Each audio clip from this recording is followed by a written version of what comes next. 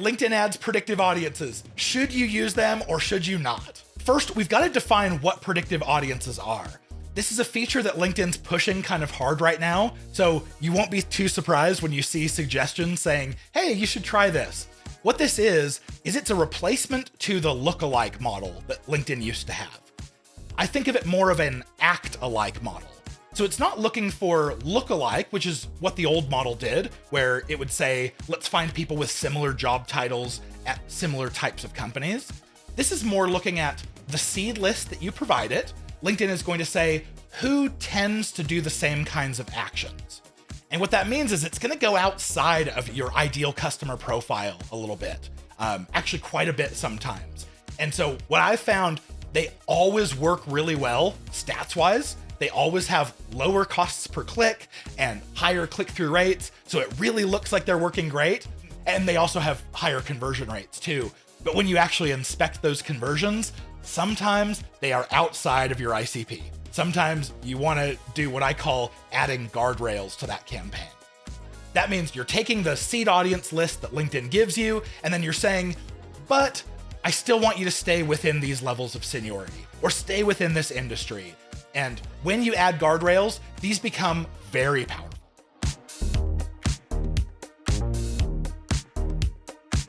With LinkedIn predictive audiences, are they worth using? Let's talk about when they work, what the limitations are, and then how to use them to your advantage. First of all, what are they? Predictive audiences are where LinkedIn takes a list of some kind, and they don't go and find a lookalike, because that's what predictive audiences are replacing, is LinkedIn's old lookalike model. This is where they are finding people who act alike. So you're showing them, here's a list of people who are my current and past customers. So when do predictive audiences work? This is really one of those good data in means good data out kinds of processes. You're going to give LinkedIn a seed list. I would highly recommend start with a customer list. These are people who you know they have already done business with you, so you know they're high quality. You could also give it lists of people who have engaged with your ads or people who are on a newsletter sign up list or something. But the closer you get to actual revenue with this high quality data, the better it's going to give you results. Now, remember that just because LinkedIn has showed you an audience of those who act alike to another audience that you've already created, that doesn't mean that this is a warm audience. You still have to treat them like they're cold. So in the funnel stages system that I explained in the course, you're going to treat these like stage one, like they're cold audiences. The biggest limitation that you're going to run up against in predictive audiences is that LinkedIn has to stretch pretty far to find those who act alike to your list, especially if it's a small list. That means you're really going to want to make sure that you put guardrails on your targeting just to make sure that it doesn't go way too far outside. For example, I work with a higher ed institution. They do master's programs, and we took a list of all current and past students from a program. We started getting a lot of applications really fast at prices that we hadn't seen before. They were performing really well. But then when we actually started inspecting some of these leads, they were coming from people who were like still in school or even people who were retired. And we went, okay, someone who's retired, they're not interested in higher education. We're going to have to put some guardrails on here and make sure that we cut out people who are already retired.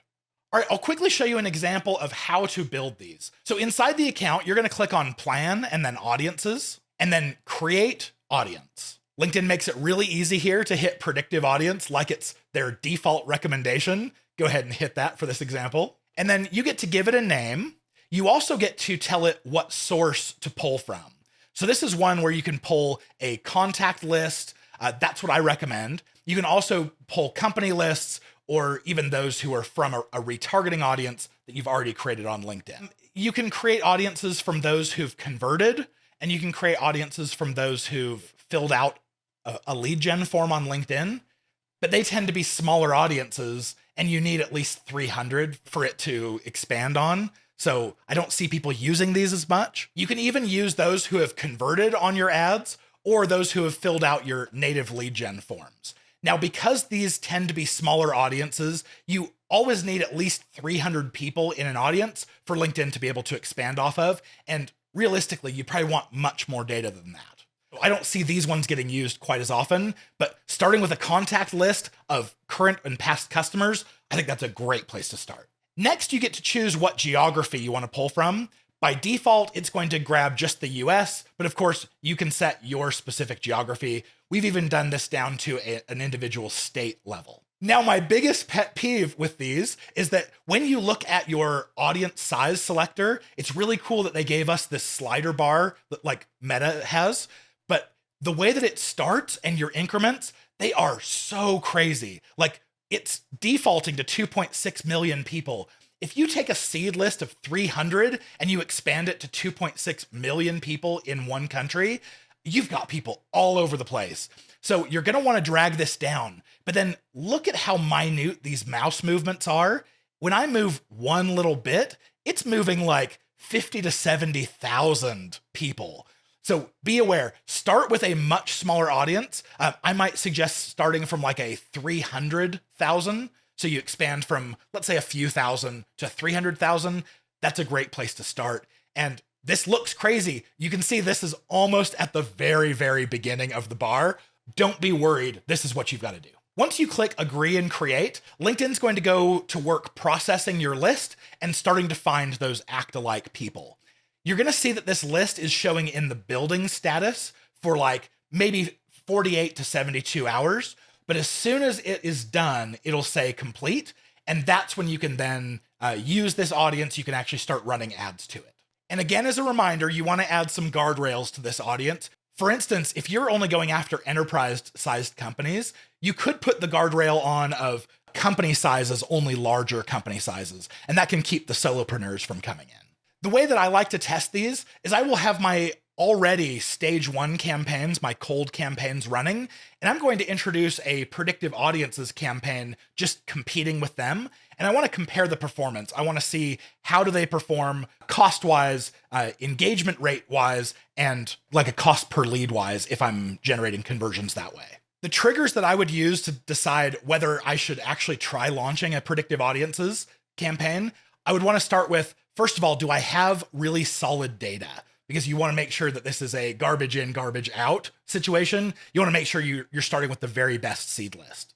Also, if you're getting great performance from your other campaigns and you're on a tight budget, it may not make sense to test something like this. So this would be a great thing to test if you have a little bit of extra budget that you want to run some tests with. But if you don't have these two things, then I would probably just stick to your manual targeting. All right, as you go to create LinkedIn ads campaigns, you might see a new option called Accelerate. You can see I've just chosen my objective, and as I scroll down, the recommended type here is called Accelerate. This is LinkedIn's way of creating your campaigns and your ad content just by using AI. Now, I highly don't suggest you use this. In fact, I would discourage you from it. The reason why is because LinkedIn is trying to take your landing page, and then it's going to decide from what it sees on the landing page who your targeting should be, and then what your ads should say and what the display should be, what sort of creatives it should use. And without a doubt, I know that you as a B2B marketer, you can come up with better targeting, better creative, and better copy than AI can, because it's only working with just your landing page URL. You can beat that. One of the biggest limitations that you run into with LinkedIn Accelerate is that it forces you to run on the LinkedIn Audience Network. And from the other section of the course, you know that your LinkedIn Audience Network is going to bring in bot and spam traffic that you don't want. So instead, always go the classic route. Go ahead and choose all of the settings that you know are going to give you better performance, and you'll thank me later. So are LinkedIn predictive audiences worth using? Yeah, they tend to perform really well, especially if you've got the right guardrails on there, you've got the right data, and enough budget that you can expand into them. I would highly recommend testing them out if you're in that situation.